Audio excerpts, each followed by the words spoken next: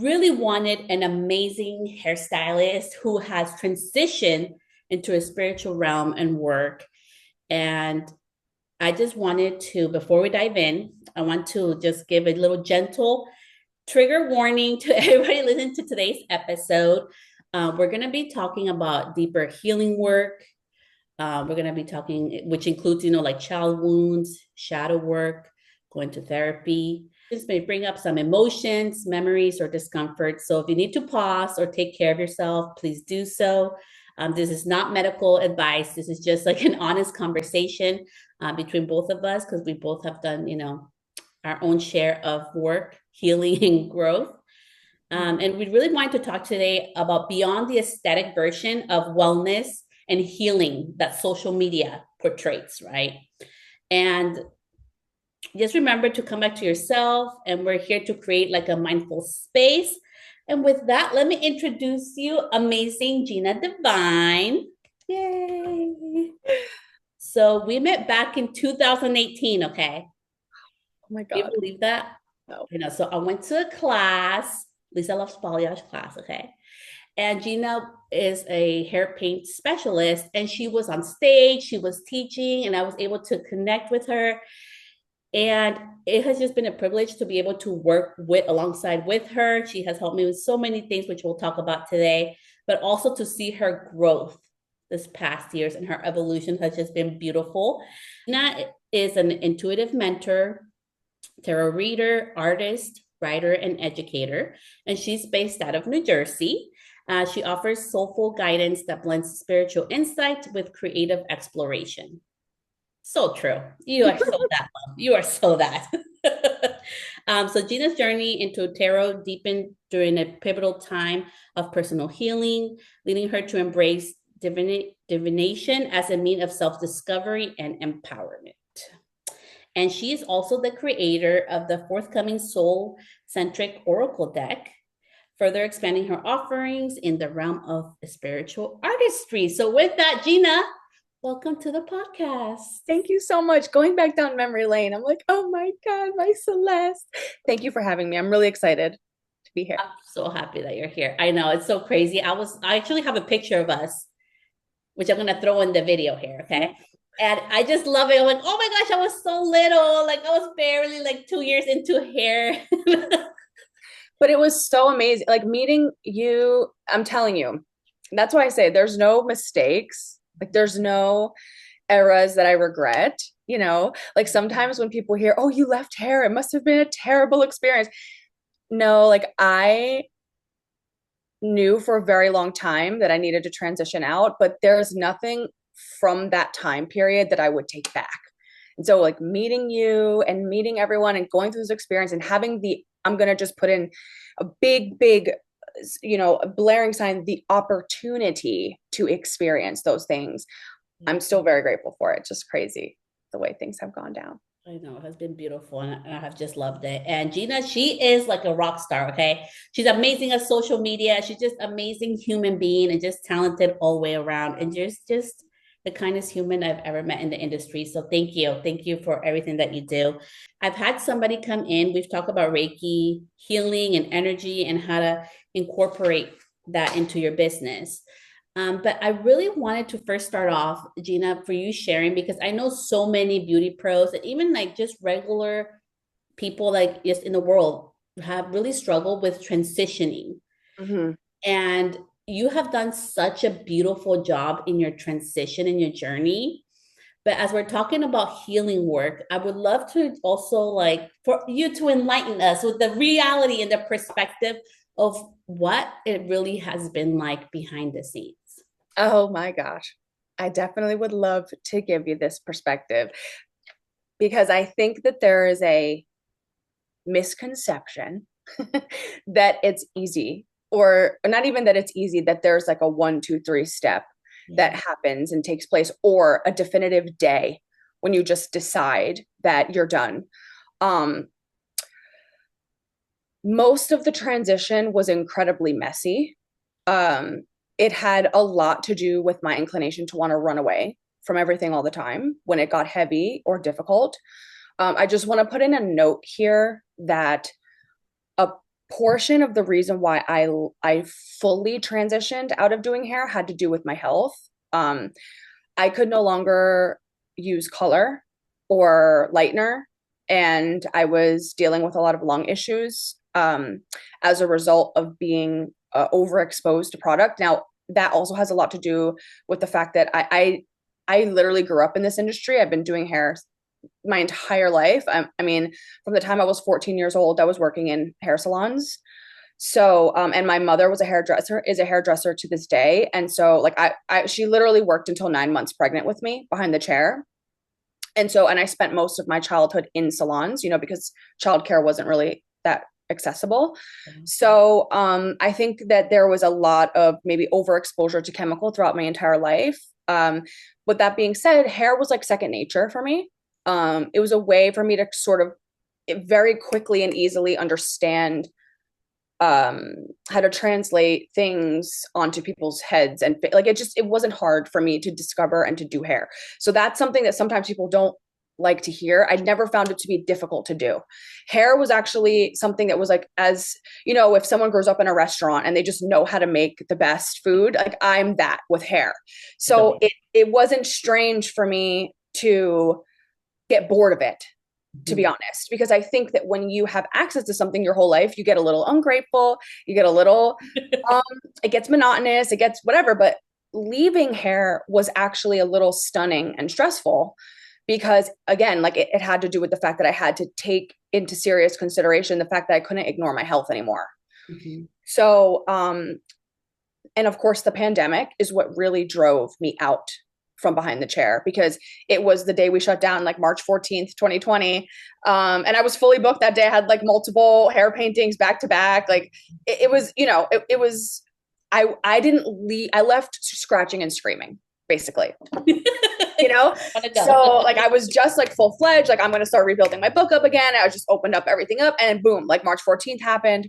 But nonetheless, prior to that, I want to say from actually 2017 on, so a little bit before I met you, even though in that time I was on stages and I was teaching and I was, utilizing social to like connect with clients and all that, I was very much mentally out of the industry. And a lot of that had to do with the fact that when I got back into hair, so I'll just back up slightly, did hair my entire life, did hair into my young adult life, decided to go back to school. Okay. So left hair, decided to go back to school, got my degree, got my art degree. So Gina. Literally coming out, I was doing hair through school. Yeah. But I was silent about it. I wasn't like promoting. That wasn't a thing. Like Instagram didn't exist. I didn't have social media or anything like that. But when I went away to school, it was actually a choice to get away from a toxic relationship dynamic. So a lot of these decisions that I was making were based on survival. I also want to highlight here that choosing to do hair was because I had been taught my whole life that it would be a guaranteed income. Okay. So that was another thing that we all know is not really very true, but it was something that I saw, like, growing up with destructive environments in my household. My mother was able to sustain and make sure that we could at least survive, by being a hairdresser. Now, granted, it was like the 80s and 90s, so it was like different time. But anyway, so doing it was never really, it was like the way when people come home and work in a pizzeria or bartend on the weekends, that was hair for me. So that's what I mean when I say it was very much like built into my system of just existing. Yeah. So anyway, by the time that I started to become known on social media, and I say known meaning like people started to find my shit and then, ask me how I was doing it. And I'm like, I'm just learning as I'm going. So like, thank you for being here for the ride. It was very much just, I noticed that social media was a tool that I could utilize as a window out into the world to get some type of advertising going. Now, granted, as you know, like when I first got on social, that was like 2015, 2016, like that around that time, 2014. So people weren't becoming famous online. Like that wasn't a thing yet. You had like famous people who were plugging socials, Twitter was a thing or whatever. But when people started finding me and discovering me, it was unintentional. I didn't come on social media to like become a well-known hairdresser, and to find other hairdressers to learn my way. Yeah. I started using social media because it was either I was going to get gas or a sandwich. So it was like, I have to pretend that I have only one opening today. And I started finessing and using it in a hustling type of way, like just utilizing social to show my work. And I would do Groupons and I would have people come in and be like, listen, they would come in for a haircut for free. I'd be like, I will let you have this service that I'm trying out for free. I'm like, it's called hair painting, blah, blah, blah, blah. It was back in the day, granted. A lot of my hair painting knowledge and skill was informed by my sculpture and painting background in because when I went to art school. Okay. Yeah. So I was utilizing form, line, and texture in a way that I was using form, line, and texture on canvas or with metal or with whatever I was creating and constructing at the time. So it was just a way for me to say, I have to make money. I don't have the privilege to just get an internship in galleries or whatever people do when they get out of art school. I was literally graduating from school and on the phone with a new employer trying to get a job at a new salon. So there was no in between me like leaving school, coming home. Yeah. So anyway, this hustle is something a lot of hairdressers are used to. They understand like there's no downtime in the process. So me painting hair and creating a new way of addressing hair had more to do with the fact that I was stubbornly going to do it my way. And I was never going to touch a hair foil again. Like I was like, when I got out of college, I'm like, I'm never touching foil again in my life. I don't care what I have to do. I don't care if I have to like, only do updos forever. I didn't care, right? I was not touching foil. So being a hair painter was not because like I saw other people doing it and was like, oh, awesome. I was because I was stubborn and refusing to go back into the ways that I was taught. And I want to take a quick pause because I saw you back. So I started watching you in 17. Okay. This wasn't, everybody can paint now. Okay. Yeah. And you do it. I think it was such a privilege to be able to see you do it live. You do it with such an artistry and just so beautifully. And I want to take a pause because I feel like when I saw you paint, okay, it was the first time for me. Okay, so this is my perspective. I was like, shit, it can be more than just doing hair, just doing a service. It's like an artistry and like this like little energy and feeling to it. Okay. Yeah. And also like she's very successful. Like she's so good at social media. So I want to throw out there. Okay. So listen up to what Gina, she's giving us lots of little hints, but keep going, Gina. Okay. So you did not want to do the foil. She was all about the hair painting. She was doing Groupon, whatever it took. Whatever it took. I was also being, like there was other seasoned stylists around me. I was also very, very blessed to grow up around a lot of hairdressers. So I could just walk into a salon and be like, can I have a job? And they'd be like, yeah. But it was because they knew me, they knew my mom. Like I was lucky. I want to just keep saying that a lot of these reasons that I was able to be set up for creative success was because I had support systems around me. Now they were all women, right? Like they were all, women who were working in the industry who knew what it was like. Like they saw me as their baby, right? Like I was like the second generation child coming back into space. I worked in the salon. So what you guys would see was I was doing hair behind the chair in the salon that I was raised in. So I didn't have to prove anything to my boss. I just had to show up, right? She didn't care what I did. She gave me total and complete freedom. Salon Debutante in Parsippany, New Jersey. I want to shout out.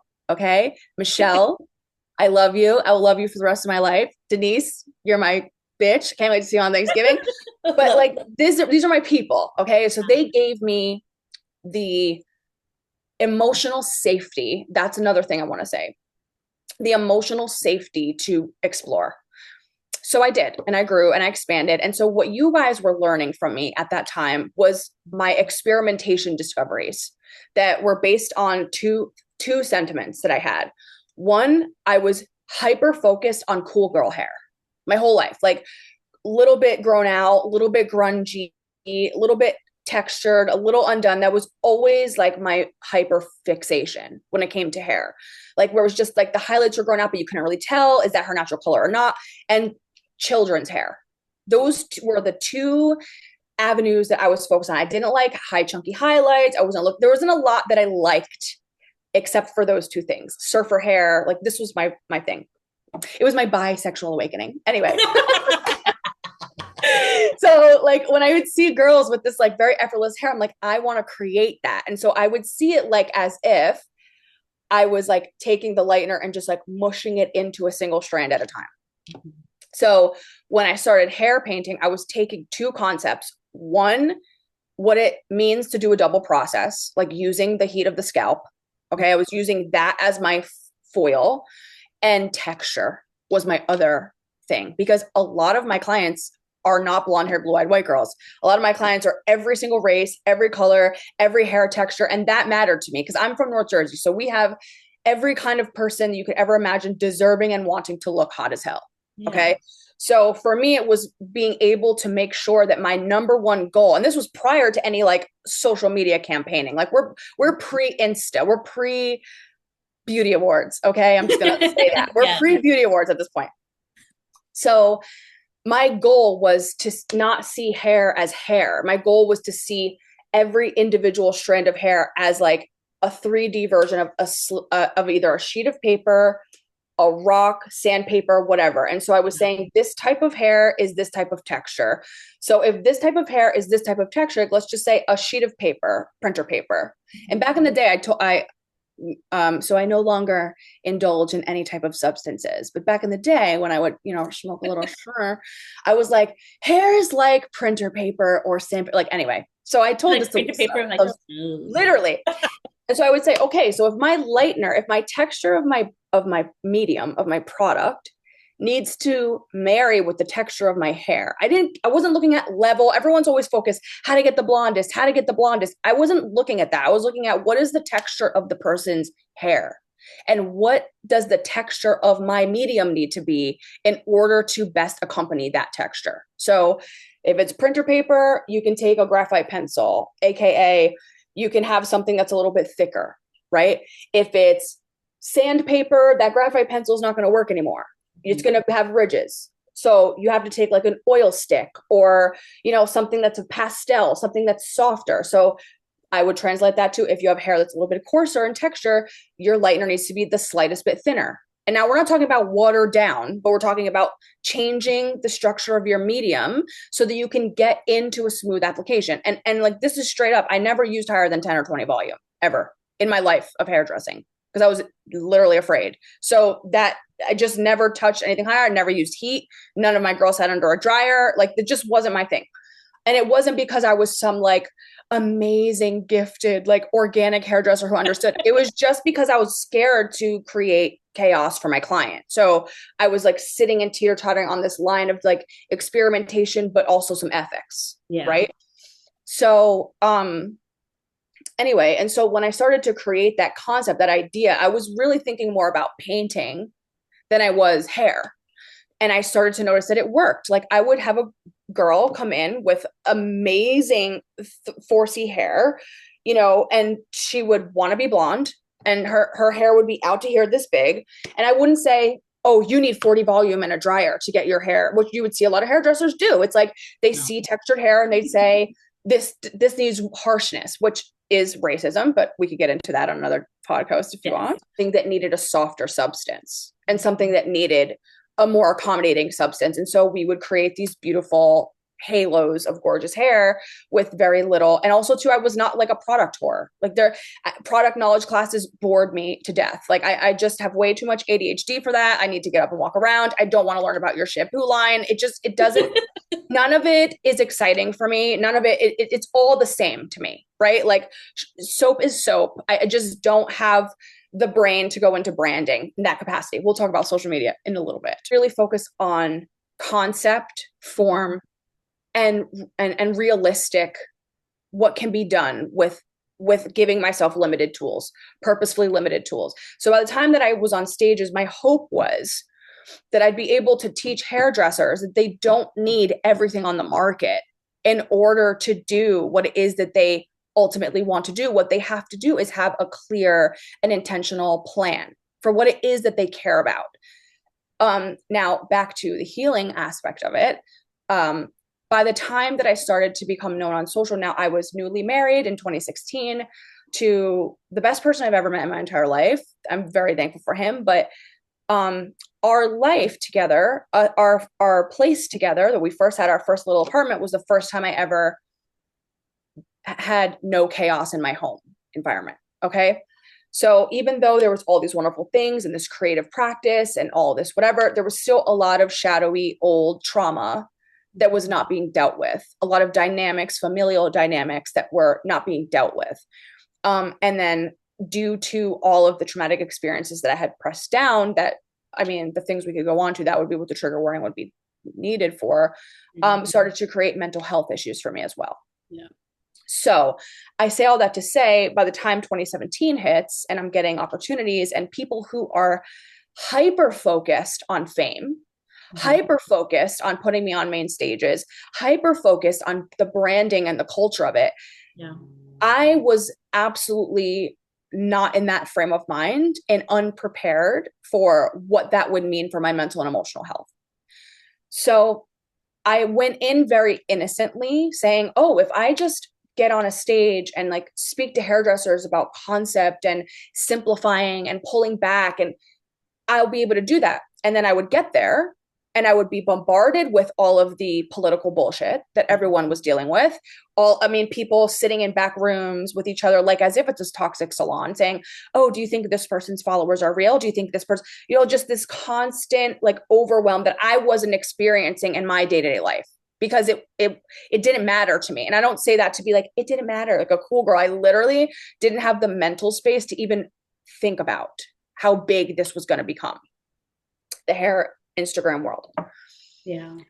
So when I would be on stages and I'd be teaching, there's a lot of times that you guys would come to me and say, I loved what you said. I loved what you said. And I'd be like, I was blacked out. I don't know what I said.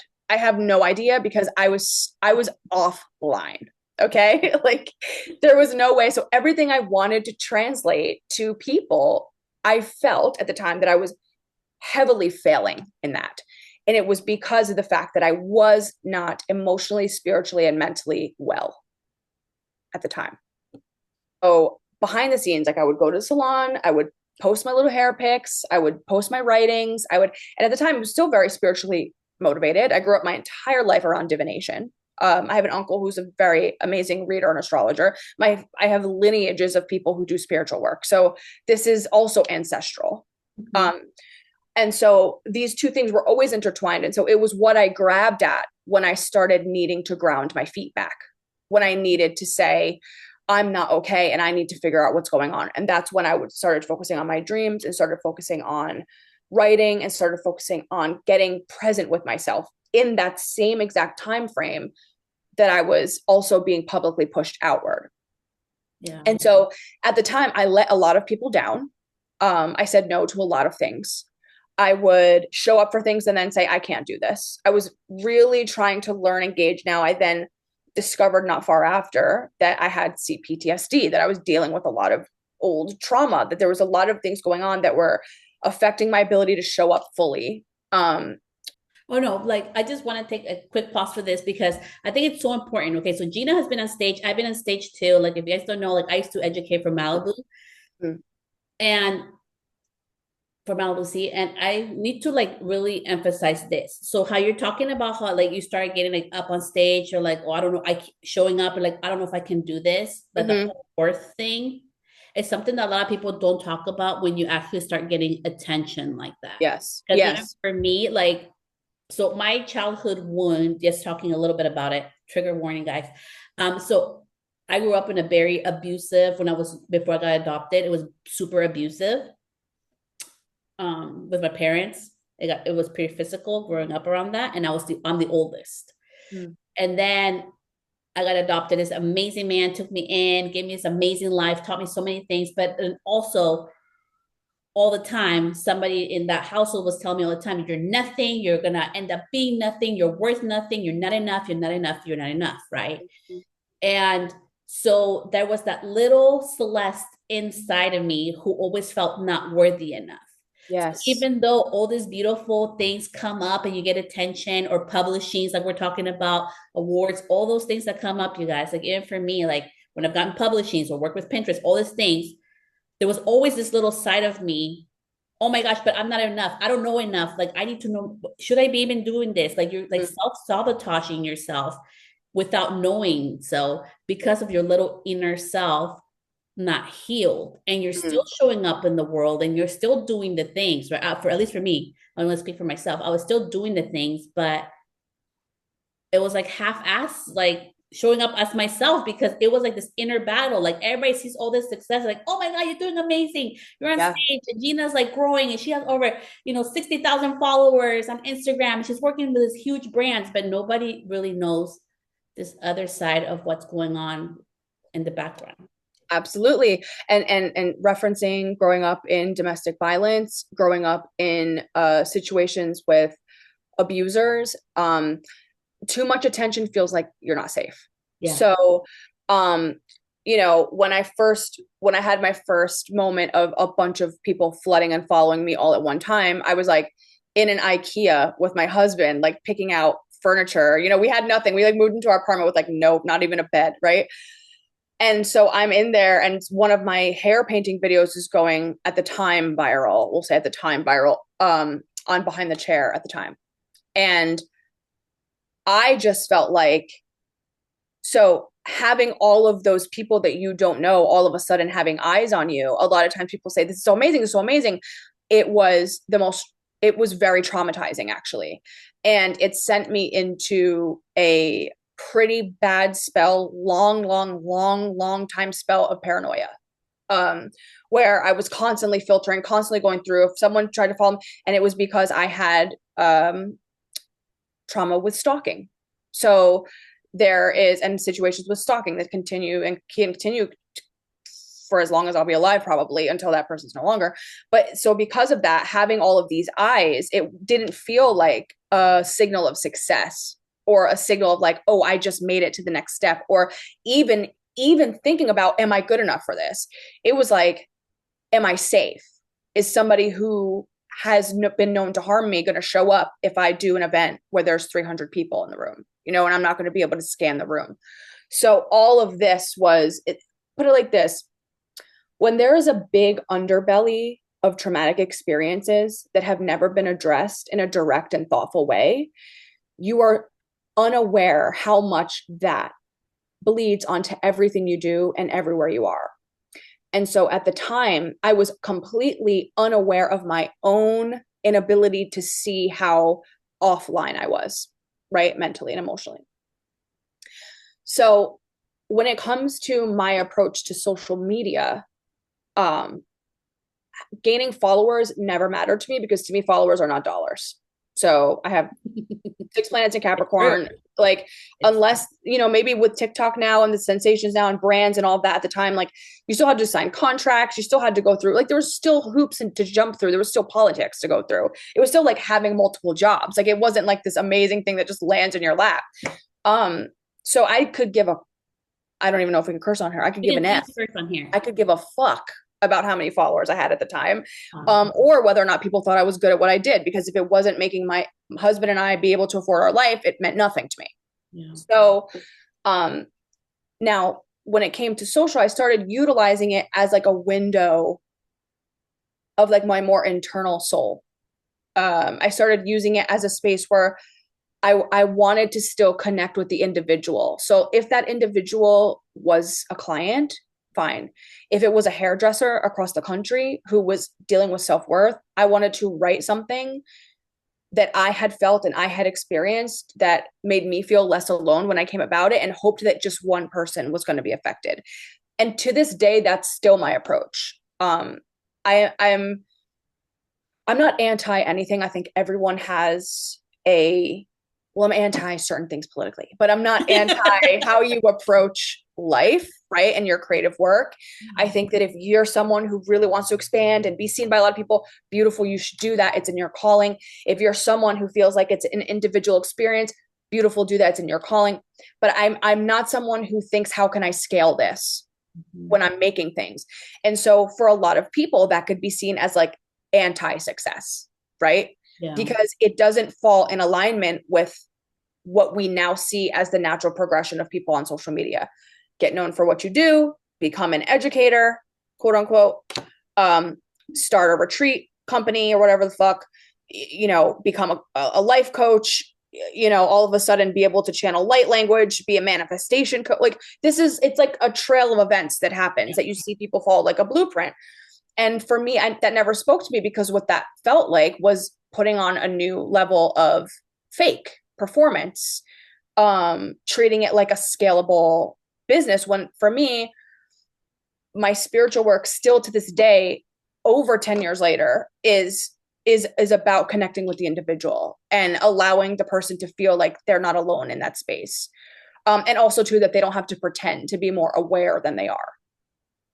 My clients are not, you know, spiritual people. My clients are people from all walks of life. I have people recovering addicts. I have people who are moms of multiple kids who never did anything but look at the Bible and are now all of a sudden starting to explore their emotional needs. I have men who are learning who they are sexually for the first time in their life, in their late 40s, 50s, 60s. I have people who are of all walks of life that don't want love and light bullshit shoved down their throat. They don't want how to maximize income shoved down their throat. That's not my clientele. Yeah. So that was also at that time not my clientele. My clientele were working women in New York City. They don't have time to be in the salon every 5 minutes. Like, I'm not in California where people want to be super blonde. I'm in an area where people just want their hair done. They either have to get their roots done every 3 weeks because they have gray coming in. Like I had very like, my clients were not flamboyant. They were grounded, down to earth, whatever. And same with the people who I was educating when I was teaching. It was like, get rid of all that crap. Let's pretend the bowl is not even filled with lightener. Let's pretend it's filled with paint or conditioner. And now we're going to talk about how your hand, it needs to move in such a way that allows you the ability to grab less hair at a time, to be more thoughtful with your application, and to need less steps at the bowl. Literally. Yeah. So in every single instance, no matter what the medium is, it was always about simplifying, eliminating the unnecessary, and being more present with the work that actually matters. Yeah. So with all that being said, I could not avoid the healing aspect of that.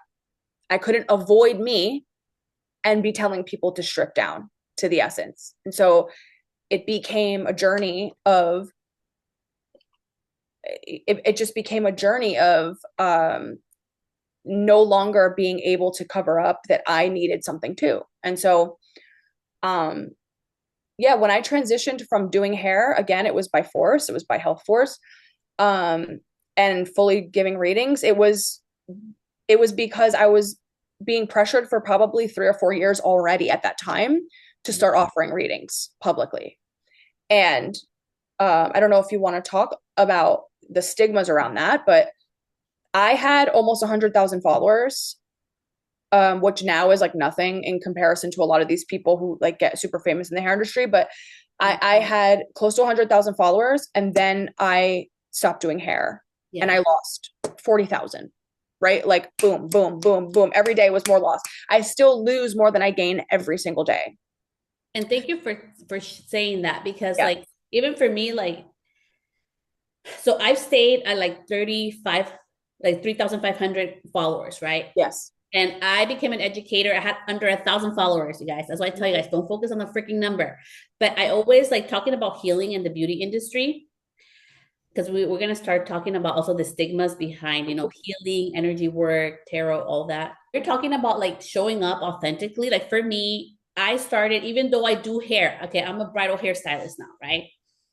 I love, this is my natural hair, okay? And she goes up in buns. I don't wear a lot of makeup. And I remember I had this big educator, and she meant it from, the goodness of her heart. She's like, Celeste, if you don't show up all the time, dolled up and put together, you are not going to be successful. Mm-hmm. So that, for me, I was like, no, but that's not who I am. I need people to see who the hell I am. And just because I look a certain way and I decide to show up naturally every day doesn't mean I don't know what the fuck I'm doing. You know what I mean?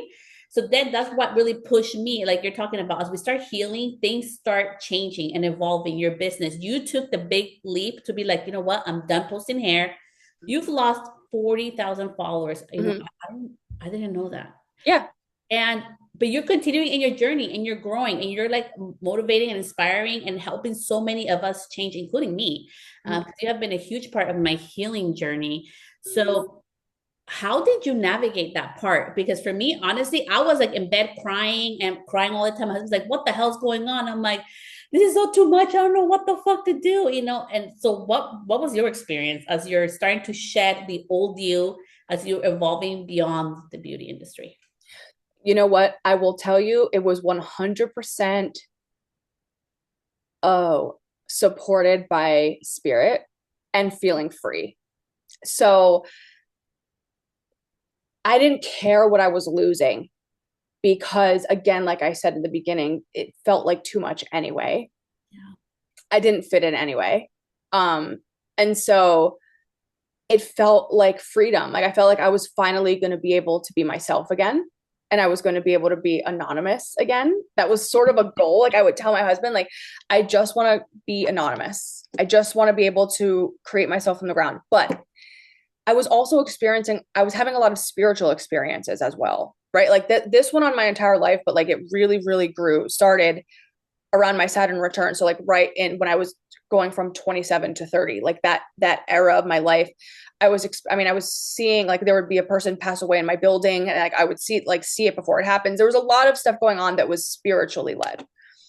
And so I was a little distracted from the fact that I was losing followers and that I was transitioning because I was seeing fucking ghosts in my house. And so there was a lot of needing to regulate and make sure that I didn't fall into a state of spiritual psychosis is really what it was. And also too, I was dealing with the exposure of now people seeing, even though I was practicing and reading cards, like I was reading playing cards, like for years and years and years, like closeted. So when I started posting about tarot and people were telling me it was evil and there was like this whole, like, listen, I grew up Roman Catholic. Okay. So when you talk about my Nona's house is covered with Jesus statues. I've got a Virgin Mary right there. All Yeah. right. Literally sitting behind me. So when people started saying that what I was doing was demonic and even also too, I'm someone who's studied religious and cultural practices for a very long time. Like I've read the Bible as research, not as my faith base. Okay. So I'm able to be very external and not dogmatic with my approach to things. Like this is just generally how I am. Ever since I was a child, I've questioned the church. So it's never been something that has completely dictated me. However, the looming emotional state around what is evil and what isn't always existed because there's stigmas. Like I lost friends too, not just followers. People would say, I can't talk to Gina because she does that, demonic stuff. And I'm a Christian. I'm like, you're a Christian, but your church also doesn't accept you because you're gay. So there was a lot of, I felt hypocrisy in the church. I still find there to be, and I will just say, like, that's going to continue to dismantle. We're going to see a lot of dismantling of the church. But nonetheless, when it comes to spiritual practice, if you're not careful, no matter what your religion, no matter what your culture, no matter what your spiritual connection, you can use anything as a crutch Yeah. if you are in need of one, right? So when you start to develop a sense of deep self and an understanding of who you are at the core of you, regardless of your external belief systems or sources, it becomes less of a necessity or a security blanket to rely on those doctrines. And so the more I learned about myself and my internal experience, and when I started studying the cards, I was studying them from a philosophical Jungian lens. I was studying them from the perspective not as a fortune teller, but as someone that needed to dissect my internal shadows, the things that I was experiencing and going through that were expected it to be a cathartic experience for me to discover. So I was and when I would read for people, they would come saying, is my boyfriend cheating on me? And I'd be like, when are we going to address the conversation about the relationship between you and your father? So it would turn into a deeper conversation. So a lot of the shadows get driven up from a place that's much deeper than the initial conversation. So the fears that exist when it comes to a divinary practices like tarot and anything, I will say two things. Every prophet in every book was a heretic of their time. So what I mean by that is even Jesus was crucified. Okay. No matter what your belief systems are, I don't believe in a singular dogma. I find that to be very culturally unaware and westernized and colonial to think that there's a singular way of looking at divinity as a whole. I also know because of deep study that the types of God or gods that countries and places in the world will have will be very based on their infrastructure. So if you have an imperial nation, you'll have a singular god. If you have a nation that's based on trade, you'll have many gods. It's anthropological as well. So it's not just, so because I'm very aware of that, I'm able to drive that up. I don't feel threatened by people who find what I do to be evil or, like off the beaten path, because I know that for them, maintaining their belief system is a security for themselves, is a way for them to feel safe. And once you start dissecting your belief systems, it feels unsafe. It's the same way that once you realize that nobody's coming to save you in the manifestation process and, creating magic. I mean, I do candle magic. There's plenty of things I do nobody sees, right? There's been a lot of things that I've manifested due to the things that I've done. But once I started to recognize the little seed of, am I doing this because I want something outside of myself to save me? Once I started to dissect abandonment wounds, how that's directly correlated to being left as a child by a parent, how that's directly correlated to feeling unsafe in childhood. Once I started to relate and discover through my divinary practice and writing and meditation and everything, honestly, running on the treadmill brought me more revelations than meditating ever will. Okay. So being present in my body. Yeah. But once I started to recognize that nobody's coming to save me, and I got over the grief of that, it led me to a place of internal power, which said, if nobody's coming to save me, that means I'm here to save me. Yeah. Right. And so to a degree that reintegrated my relationship with God, source, divinity as part of every cell of me. And so we say things like, and just philosophically, we say in religions that God is omnipresent. He's everywhere. It's everywhere, whatever you want to say. So then why not within you? Is there barriers or plexiglass between your cells and the rest of the world where God exists? So to me, God is within all of us. Yeah. The energy of God, the energy of, and I'm using the word God because of the context. Yeah. What I mean is that your power and your energetic presence is just as valuable as anyone or anything else's. And so two things happened. I started to see that I had more agency over my healing process than I originally thought I did. I didn't need a lot outside of myself. Again, simplifying. I didn't get into the ayahuasca ceremonies and the retreats. I didn't do any of that shit because to me it was, I would do a few because I had to, for administrative purposes, because I also ran healing center. Yeah, he did. But I didn't identify with that being my answer. And so I started to discover that the answers were simply to create, to be, to create, to become. Anyway, that's, I could go on and on forever. But because of that, when I lost a lot, yeah, I recognized it was because I was recalibrating and I was coming to a place of discovering a more true essence of myself that didn't need a crutch or a security blanket. Just like social media followers can be a security blanket, so can religion. Yeah. And I love how you touch on like so for me, like with everything is like neutrality, right? So I come from Mayan descent.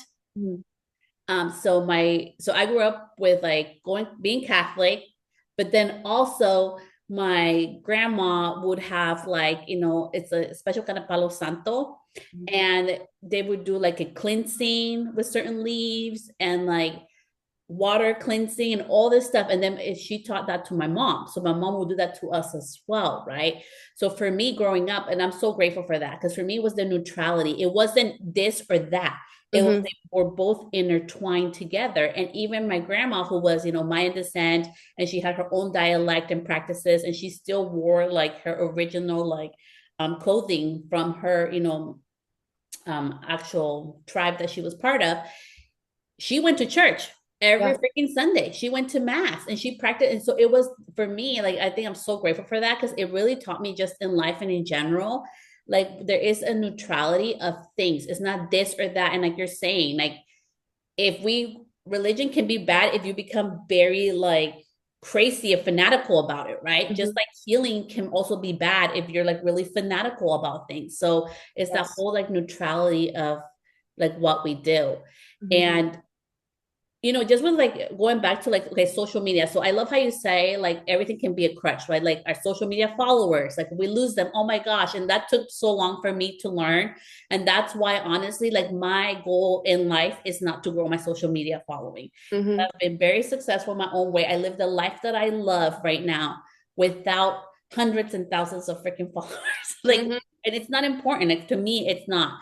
But just like with like social media and stuff, what are some precautions that we can take, especially right now with like love and light and be positive, bitch? Like I suffer from anxiety, okay? Like, and now I'm on medication, like on hormones to control it, which has helped a lot.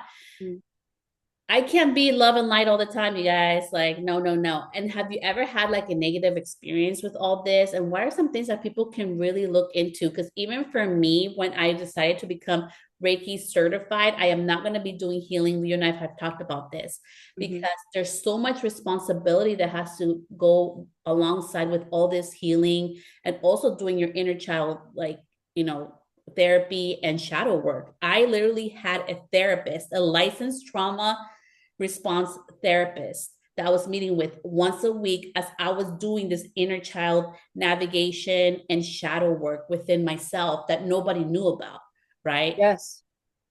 So I would love to talk a little bit more about that because just for me, just in the scope of things and just like what you're talking right now, and this is not to throw shade at anybody, this is not to label anybody. I'm just saying there's a lot of this huge misconception that anybody can be Reiki certified, anybody can do the work and guide you through it. So I would love your take on this too. So I'm going to come at it from from the mindset of someone who mentors a lot of healers and readers. And it comes back to what we were just discussing actually with religion, is similar to like when we're talking about the love and light. People often are unintentionally causing more harm than good because something that they've learned helped them in that exact moment. So just thinking positive might have helped that person to avoid the deeper emotions long enough to get through their day. And so, because they were able to utilize that practice to get through today, tomorrow, Tuesday, Thursday, Saturday, whatever, now they're promoting that practice. And it's up to the individual who's that. I always feel like there's two responsibilities with experiences. And I would say this too, like a lot of times people would come into the healing center to come get readings and talk about how they had just been scammed by a local psychic who said that they had a curse on them and that they needed to pay thousands of dollars. It was this whole thing. Similarly, online, not just with the love and light, but also too with a lot of people pretending to be healers, making fake pages, doing scammers, whatever. I feel that there needs to be a more emphasized responsibility on the recipient as well, the adult recipient as well. Yes.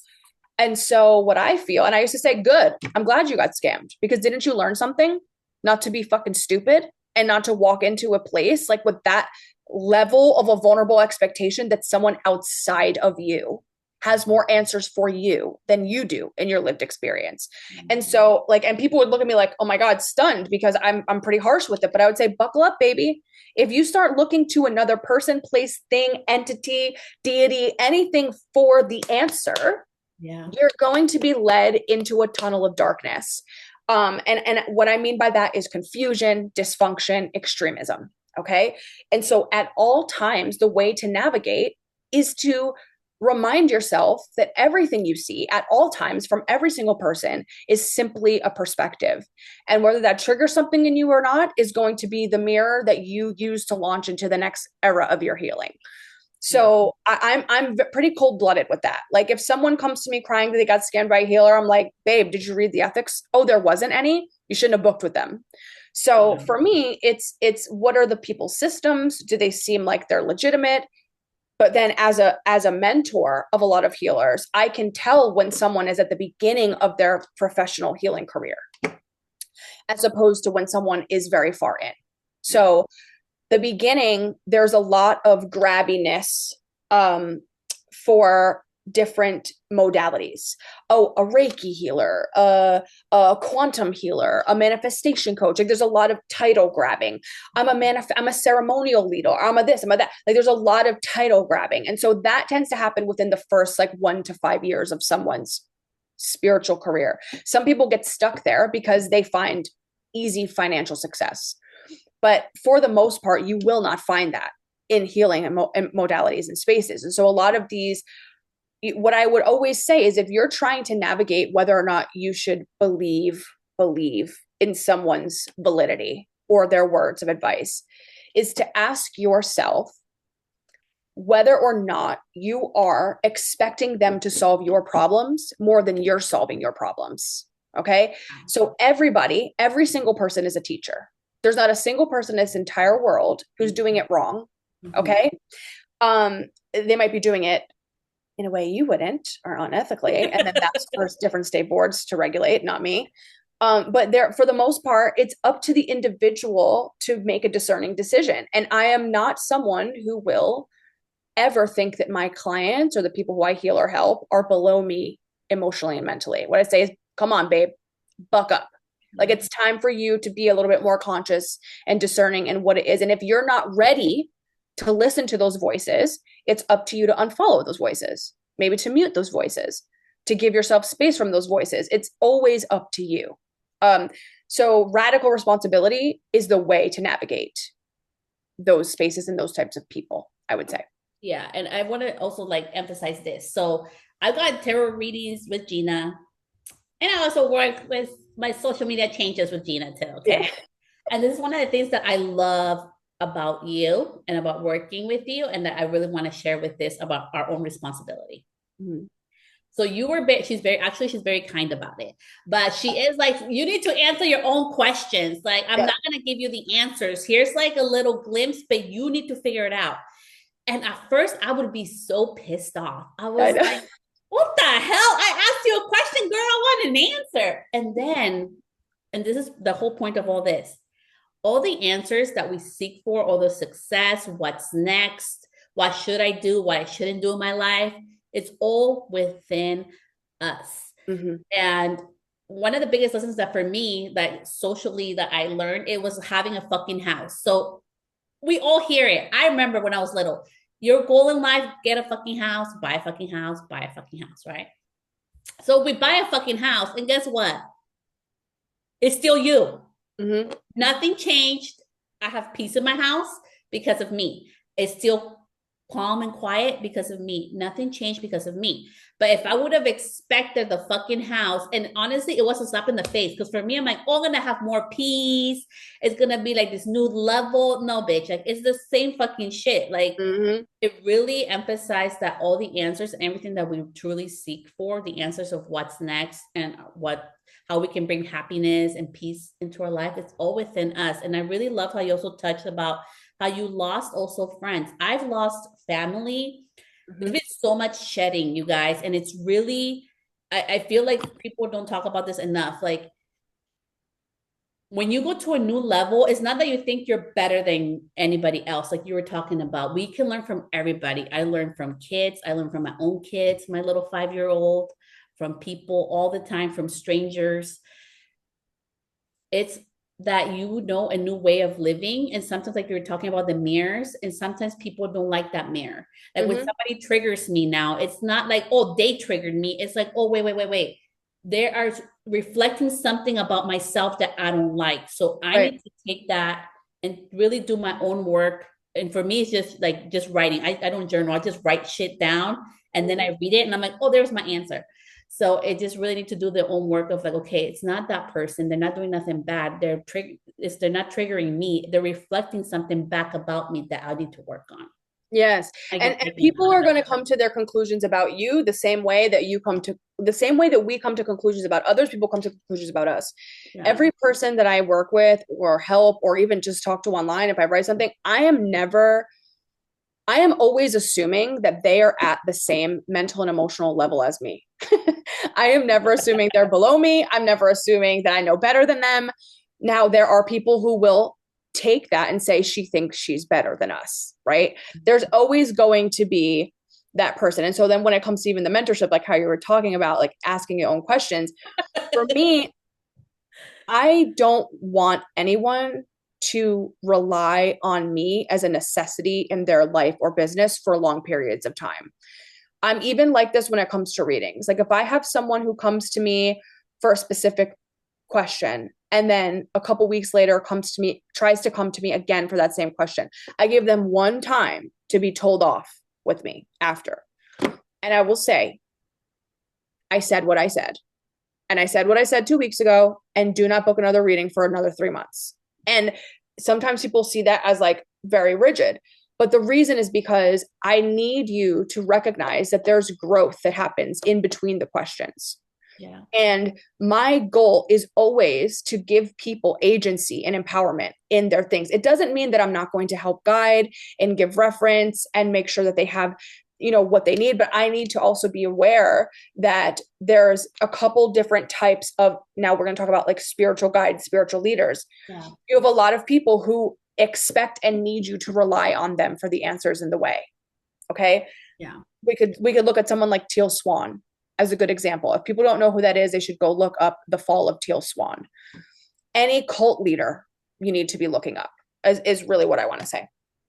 I'm hyper aware at all times that if someone thinks I have answers that they don't, that they could start to become dependent on me. Because there's a lot of things I have access to emotionally, spiritually, mentally that I had to discover on my own. It's not that I want people to feel like they're alone in the process, but if I start to recognize a dependence, I adjust, I shift. Because it is one of my most profound and important ethics that I don't become a replacement for someone's dogma. So, and that has to do with mentorship, has to do with teaching, has to do with giving readings. And what about, okay, so, and I want to also say something to what you're saying, Gina. Even my own therapist, you guys, okay, so she's a licensed therapist. She went to school, degrees, the whole thing, okay, especially for being trauma-informed therapist, you have to do extra shit, okay? Mm-hmm. Even for her, it's like, it was never to be with her forever. Mm-hmm. It's through periods and cycles. And after 2.5 years, we ended it. And then she's no longer practicing anymore. So she moved on with her life too. But I was ready to go. Mm-hmm. You know what I mean? Like someone who helps you. She never gave me the fucking answers. I mean, here, a little look into therapy. She never gave me the fucking answers. She was just there to kind of guide me and kind of have open-ended questions for me from what I was saying to find the own fucking answers from within me. Yes. You know? That's exactly it. And that's exactly like what you're talking about. Like it's not to solve everybody's problems because it all has to come within us. But if somebody doesn't understand dogma, what do you mean by dogma? What does that mean? So dogma is, there's two ways you could put it. Dogma is rigid belief. Rigid belief. So that could be a religious belief, a rigid religious belief, a rigid political belief, a rigid life belief, concepts of life. So when I say dogma, I mean, let's just say you come from, like you grew up in a very high control religious group, like a Bible Belt Christian, let's just say. And I mean, leaving that was seen as demonic in itself. Mm-hmm. And then now you start coming to me to start healing your relationship with your spiritual self. It's important to me that part of the work is you learning agency and trust in yourself. And so I don't want you to take that extremist view and then expect me to replace that extremist view. And so there will be space left. Part of the work that I believe in is space being left between things. And it's because in that space is where you start to learn you're going to be okay. You're going to be okay. Now, I do believe this is where like the trauma-informed therapy and all that comes into play. It's why there's different people for different places. I don't believe that I am the end all be all. I have lists and recommendations of therapists that I send people to. I have friends in therapy. I have friends in different healing modalities, and I refer out depending on what I feel. That's other things. Same with hairdressers. A lot of people got very egotistical and thought they could do everything. And then that's where the crash and burn came from. It is important to understand that you are more of an ethical professional when you know how to refer out to others. Okay. So I believe in that same concept in healing and spiritual work. And so I do think that there's some people that need less space. Like there's some people that I've had instances where people came to me because they wanted to start shadow work, but it was very clear to me that they were still living the loop of their traumatic experiences. And so they needed a more loving and organized approach to simplistic steps forward. And I would straight up say, I don't think you're ready for that process yet. And this is why. And we would go through what I do think that they need to address first. Like I'm good about shutting the door on things I notice people are not ready for. Um, and, and now, and it kind of looks like it sounds actually it is like being a beauty pro, like honestly, yeah. like even with hairstyling, even with brides, you guys, I'll be like, okay, look at my page. I have a separate page, not my regular page. Look at that page. If that vibe and that styles you, book me. If not, so much love to you. I'm not the right person for you. You need to find somebody that their page looks to what you want. And if that's Mm-hmm. not me, like no hard feelings. Like don't book me, please. Like That's the reason why I like working in spaces with multiple. Like I was never a sweet person yeah. when it came to hair because I enjoy being around a ton of different powerhouses who are good at different things. Like I don't need someone to um make me feel good because they're on the same level as me, right? Like, a lot of times you'll see like, oh, you can't have stars at the show in your hair salon because like whatever. I love it. Like I want to be around a ton of different powerhouses. Like if I don't know how to do that type of haircut, Yeah. this is so and so, they're banging at this, look at their work, like this is who you need to book with. Then I call them over, I say, would you do a consultation with my client? Maybe you're like, I think too there's a lot of rigid control that exists in every avenue of service-based business because service-based business is based on get a client, get a dollar, get a client, get a dollar. And so when we see a client walk away, we think a dollar walks away instead of creating space for a more refined book or a more refined clientele that makes more sense to you. And then people who tend to trust you. And so now I'm able to be paid for an hour of basic consulting. Sometimes that leads me literally consulting with a list of other people who I think they need to go to. Yeah. And then those people book for me again to tell them a new list of people to go to. So, and it's because you're trying to gain reputation and trust. To me, everything that you do is based on showing up in the way that is most authentic to you and not in a trademark authentic, but realistically, who are you? If you're someone who's very competitive and still feeling very self-conscious and still living in the state of lack, what that tells me is that you need more. It doesn't mean you're wrong. It just means that maybe right now you shouldn't be positioning yourself in the same room with heavy hitters. You should be positioning yourself in the same room with people who are still learning. And that's okay, Just a tiny round out, because of course I could go on a tangent all day. Back to that period of loss and rejuvenation. Yeah. It's important to recognize that you usually feel unsafe in times of transition because of your ego. Okay. Your ego telling you, I was this, I had this. Mm-hmm. What are people thinking about me from the outside? Mm-hmm. Okay. When you look into the deeper truth that all of this is bullshit, that everything is made up, that we've created these systems and structures through time to keep us safe in a conventional way so that we can operate in whatever way has been decided prior, not just social media, everything. You realize that you've been safe the whole time. And it's just what you want to be seen as is the thing getting in the way of your growth. So a lot of times people come to me in the beginning wanting me to give them the golden ticket to be seen as something. Mm-hmm. And what I do is I force them to shed away everything that's not them. Yeah. And so sometimes what people are left with is a need to take a break or a need to reflect on what they want to do this for in the first place. Yeah. Like we've had those experiences ourselves here in this dynamic. Yeah. And that happens more often than you think. Sometimes when you're in it, you think it's just me. It's just me. It's not. It's so many people. It's all of us. Like we get caught up on what makes us look good a lot.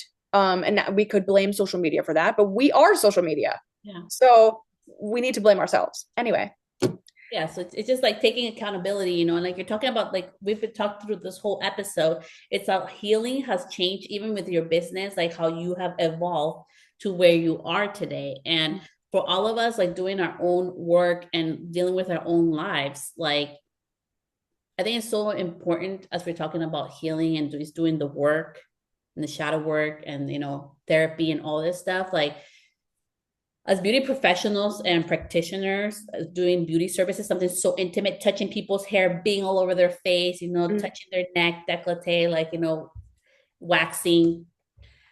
I think it's so important that we also remember like the power that we hold within our hands to ask for permission. And then we're Mm-hmm. talking about this as we're getting ready to wrap up the episode. We're talking this in the beginning before we start recording, how many people think, oh, Celeste is not confident because she's asking, can I touch your hair? Are you tender headed? All this stuff, right? And for me, it's because sometimes there's just trauma even within our own hair. Do you know how many times I've heard, oh, it's okay, you can yank as hard as you want because my mom used to pull it so hard it would make me cry, so now I'm used to it. Mm-hmm. No, no, no, we don't Mm-hmm. yank it. I don't yank in my chair. It's true. I'm telling you, giving people permission to decide yes or no, Yeah. um, I think that that's a part of our job. Um, not just in healing, but like you said, in hair, in any beauty. And I would say even like massage and facials are a good place to describe it. Because for me, for a long time, I had never, ever, ever gone to go get a facial or a massage because I was afraid to be alone in a room with my eyes closed with someone. And so it took a lot to be able to navigate that fear. Yeah. Um, and with Reiki, it's even more so. I've had to fire practitioners who use like deep trauma in insidious ways to get people to trust them more. Like, oh, I can see your deepest traumas. Like, people are nuts out here. Okay. Yeah. So they really are. And so when you are someone who creates a space that, and we can say safe space, but where you're putting agency back in the hands of your client saying, is this okay? Like, are you comfortable with this? It can be jarring for some because they think like, wait, I get to decide. And sometimes you have to, you know, navigate that too, where it's like some people don't want to have to decide, but it's nice for someone to at least have the tiniest impact left on them, that they weren't being forced into something that day, that it was all about them for that day. Yeah. Um, and I think that, like I said, talking about the thing without talking about the thing in the beginning, I think when you do these little practices of allowing people to feel safe, allowing people to have agency over their bodily autonomy, what you're doing is helping them heal past experiences without even needing to talk about them. That's what you're doing. And so I find that to be very important. I also think that transparency is important. Like when we talk about hair and healing, um, you know, one of the first things that people have to do before they could book a reading with me is, I am not a replacement for your doctor. I'm not a replacement for your lawyer. I'm not a replacement for your financial advisor. Do you understand me? Yes or no? You know, and they have to sign the checkbox, the dotted line. There's an ethics code they have to follow with policies that are not just, if you don't show up, I take all your money. It's like, you have to understand that I am only capable of this much in this amount of time. Are you comfortable with understanding that? Do you understand that this is not what you're going to receive today? Do you understand that this might be the scope of what you will? And so I think that in hairdressing too, like what needed to happen was um, a recognition that it doesn't always have to be about proving yourself all the time. It can sometimes just be about being honest and allowing that to be enough space. And then going back to the middle part, the needing to release all the things. A lot of times there's a fear that we have to be more than we are yet, right? I have to do this. This person sat down and they want to get a double process and they want to be white blonde, and now I'm going to ruin their hair, and like 3 hours later it's going to be a traumatizing situation and like whatever, because you were afraid to say, I'm not there yet. I'm Yeah. not capable of this yet. I need time yet. I'm not the right person for you yet. A lot of times we get caught up. And speaking of consent, it is actually going against someone else's consent to pretend that you can do something that you can't. And so with what you're saying, the depths of it, yes, saying, can I touch you? Is this enough pressure? Is this good? To me, that's just good care. That's quality care. That means I care about the person sitting with me. And I understand that the experience is a big proponent to this, why I'm being paid in the first place. Um, it's like you don't go to a hotel and they throw your shit in a room and say, shut the door. Like, No. like there's we have to be held to a certain caliber and standard. That should be standard. But when it comes to being real about what you can and cannot do, if you're not real about that, you're actually overstepping someone's ability to consent to a service. And that is actually much deeper and darker than anything that we do. And Yeah, so, yeah, I it think that is. when it comes to consent, hairdressers need to be honest about, every service provider needs to be honest about when our ego is creating harm for our client.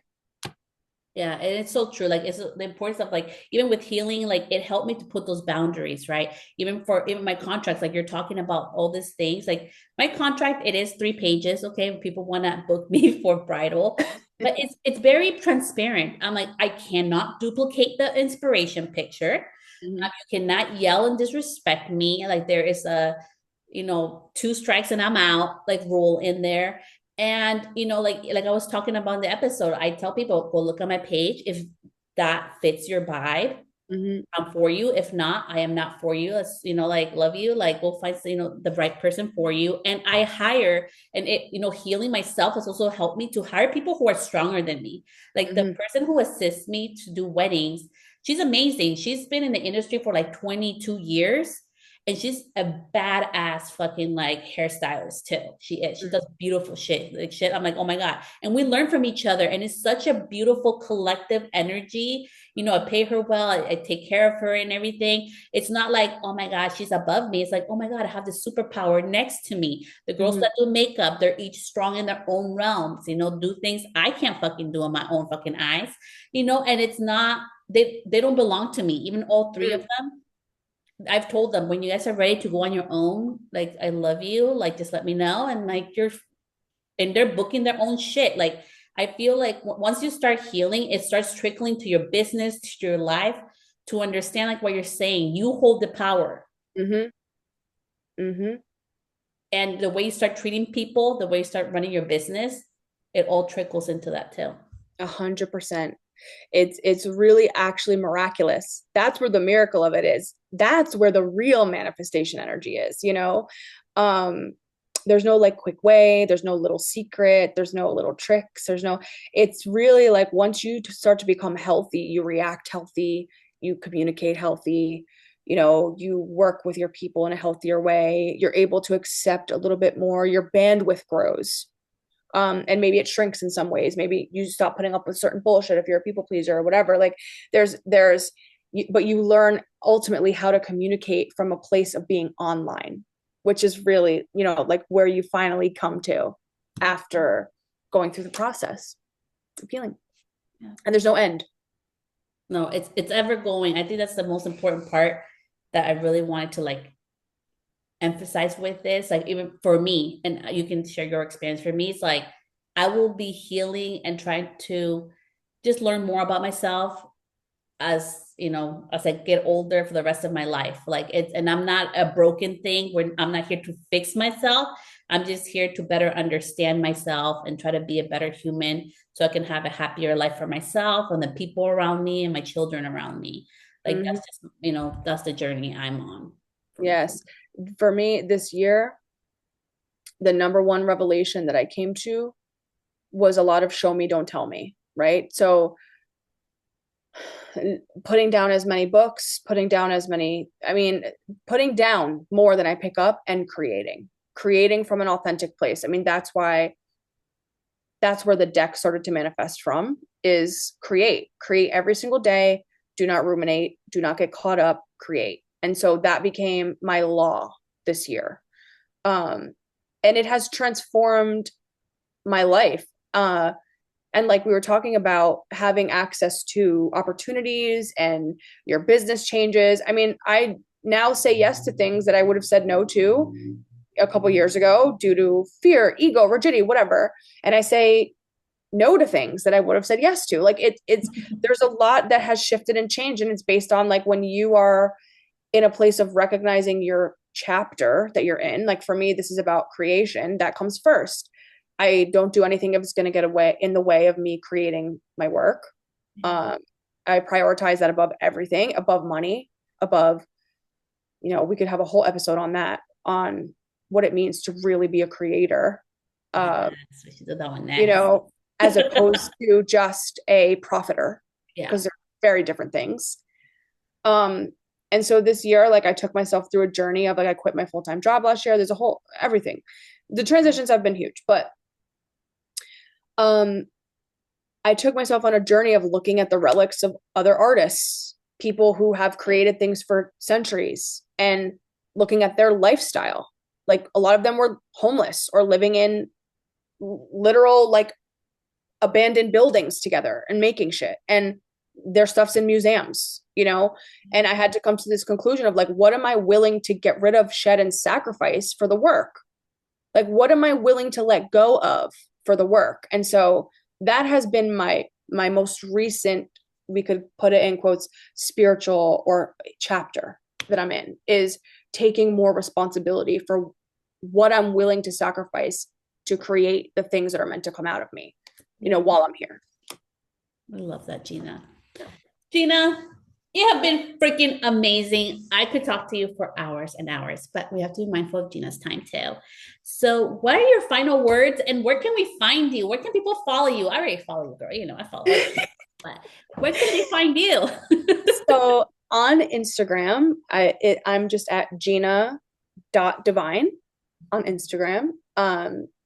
And you can book with me for mentorship or tarot, or even just find my blog where I write. A lot of it is a mix between the creative, the spiritual. So it's like a mix between like artistry and spirituality at soulcentrictarot.com.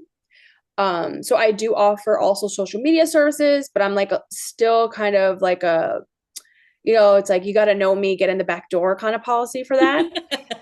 So, and that's being refined. So like I help people with their websites and their presence and all that, but that's sort of like the back end. For the most part, what I'm most focused on is the spiritual work. So, yeah, you can find me at Gina Devine on Instagram and soulcentrictarot.com. Yeah. So I'll put all that in the show notes for the podcast. But thank you so much for sharing your wisdom and your time with us. And I'm so excited to share this with everybody. And overall, thank you so much for being part of my healing journey. Just started from, meeting you as an educator to the tarot to now, like guiding through my whole social media changes. And just every day when I able to like go on Instagram and I see a post of yours, it just lightens me and brings so much joy to my life. So thank you for just being you. Oh, and it's mutual. I got you, girl. I'm here. I'm here when you need me. That's how I always tell you. When you need me, I'm here. Um, you're a light in my life. I get excited whenever we run into each other. You've been a support for me in ways that maybe you didn't even know at many times. And so thank you. Thank you for inviting me on your little space.